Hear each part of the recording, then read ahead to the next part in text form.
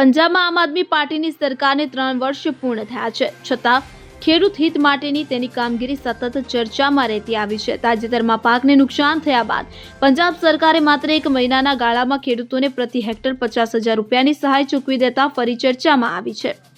ઈશુદાન ગઢવીએ આ મુદ્દો ઉઠાવતા ગુજરાત સરકાર પર કટાક્ષ કર્યો છે. ઈશુદાન ગઢવીએ પ્રેસ કોન્ફરન્સમાં જણાવ્યું હતું કે પંજાબની સરકારે બતાવ્યું છે કે જો રાજનીતિ ઈમાનદારીપૂર્વક ખેતી અને ખેડૂતોને સમર્પિત હોય તો સહાય આપવા કોઈ બહાના જરૂરી નથી. પરંતુ ગુજરાતમાં ગયા 30 વર્ષથી શાસનમાં રહેલી ભાજપ સરકારે ખેડૂતો માટે હૃદયહીન વલણ અપનાવ્યું છે. ઉદ્યોગપતિઓના હજારો કરોડોના દેવા સરકાર માફ કરે છે, પરંતુ જ્યારે ખેડૂતોની સહાયની વાત આવે છે ત્યારે સરકાર બહાના બનાવી સમય પસાર કરે છે. તેમણે વધુમાં જણાવ્યું કે વરસાદ અને કુદરતી આપત્તિને કારણે અસંખ્ય ખેડૂતોને ભારે નુકસાન થયું હોવા છતાં સહાય મેળવવા માટે લાંબા સમય સુધી રાહ જોવી પડે છે. પંજાબનો મોડેલ ગુજરાત માટે પાઠરૂપ બનવો જોઈએ અને ખેડૂતોને સમયસર આર્થિક સહાય મળી રહે તે માટે તાત્કાલિક નીતિગત સુધારાઓ કરવાની જરૂર છે. મને લાગે છે ખેડૂતોની સરકારને પડી જ નથી.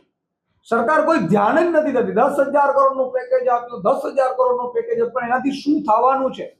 તમે વિચાર કરો, પંજાબના સમૃદ્ધ ખેડૂતો છે, હજી 3 વર્ષથી જ આમ આદમી પાર્ટીની સરકાર છે, તોય આમ આદમી પાર્ટીની સરકાર હેક્ટરે 50,000 રૂપિયો 1 મહિનામાં જમા કરી દીધા. ત્યારે ગુજરાત સરકાર છે એ 30 વર્ષથી શાસનમાં છે. હજારો કરોડ રૂપિયા તમે ઉદ્યોગપતિઓના માફ કર્યા, કરોડ રૂપિયા તમે ઉદ્યોગપતિઓને સહાયો આપી, મફતના ભાવે ઉદ્યોગપતિઓને જમીનો આપી, અને ખેડૂતોની જ્યારે વાત આવે ત્યારે એક ટુકડો તમે નાખો છો. એ મને લાગે છે કે આનાથી મોટું કોઈ દુઃખદ ઘટના ન હોઈ શકે. ખેડૂતો મરવા પડી રહ્યા છે. મારે હાથ જોડીને સરકારને વિનંતી કરવી છે કે હવે તો એ લોકો દુનિયા છોડી રહ્યા છે. હવે તો જાગો તમે. અત્યાર સુધી નહોતું તો આપણે કઈ એવું કહેતાય નહોતા કે ભાઈ પ્રેશર પણ નહોતું બન્યું. હવે તો ખેડૂતો આપઘાત કરી રહ્યા છે. અને તમે જુઓ, આખી સ્થિતિમાં એમણે 2 પાછા એવા બનાવ્યા કે એક તો ઓનલાઈન અરજીઓ કરવાની. ભાઈ પંજાબમાં સરકારે તુરંત જ સર્વે કર્યો. સર્વે કર્યા પછી સરકાર પાસે ડેટા તો આવી ગયા છે. સરકાર પાસે ડેટા આવ્યા છે તો પછી અરજીઓની શું તમે નાટક કરો છો? અરજીઓમાં પાછા 100 રૂપિયા લૂંટાય ખેડૂત. એટલા માટે જેમ લાખો ખેડૂતો પાસે 1 રૂપિયો ખિસ્સામાં નથી, 100 રૂપિયે તમે અરજીમાં લૂંટી રહ્યા છો. એટલે એ અરજીઓ બંધ કરવામાં આવે તુરંત. અને તમારો જો સર્વે યોગ્ય ન હોય તો અમને તો અમે સર્વે કરીને આપીએ. આમ આદમી પાર્ટીની ટીમ સર્વે કરીને આપશે ને એક ખેતરમાં ગડબડ નહીં હોય. તમારા અધિકારીઓ, ગ્રામ સેવકો, તલાટીઓ 5,000 ની ટીમોના તમે ફાકા પોતદારી કરતા હતા. એનો અર્થ જો કોઈ સર્વે કર્યું જ નથી. એટલે હવે તમે અરજી મંગાવો છો અને અરજીના નામે પાછા ખેડૂતોને લૂંટો છો. નહીં કરે અરજી તો ખેડૂતને નહીં મળે. આ સ્થિતિ મને લાગે છે પંજાબમાં સરકારે તરત જમા કરી દીધા 30 દિવસની અંદર. અહીંયા જમા રૂપિયા નથી કરવા, આપવા નથી, એટલે અરજીઓનું નાટક કરે છે. આ ત્રીજી વસ્તુ.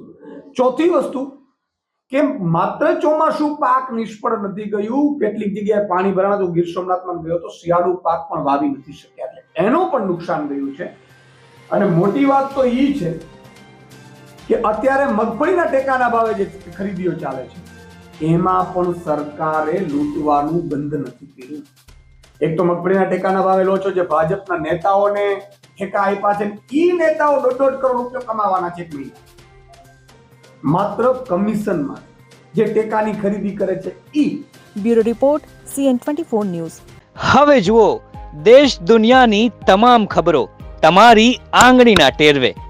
ઉઠાવો મોબાઈલ અને Google Play Store પરથી ડાઉનલોડ કરો અમારી CN24 ન્યૂઝ મોબાઈલ એપ.